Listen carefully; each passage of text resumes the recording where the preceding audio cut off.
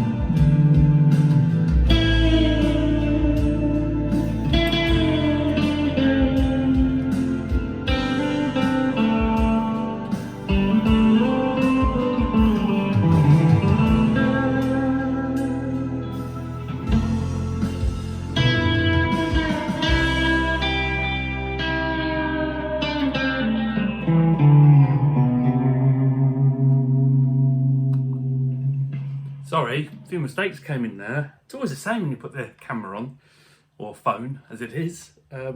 But hopefully you can hear that this cleans up nicely. Okay, I've got some reverb on it, some delay just to add a bit of twang, but just, you know, for a humbucker guitar, solid mahogany bad boy, I think it's got quite a nice twangy, clean sound to it. So yeah, if you're in the market for a new guitar, I think this is worth a look.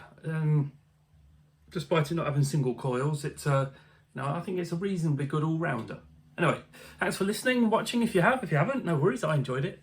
And you can like, subscribe, share, bell. What do they say, all these real YouTubers? I'm not one of those stuff. Anyway, take care.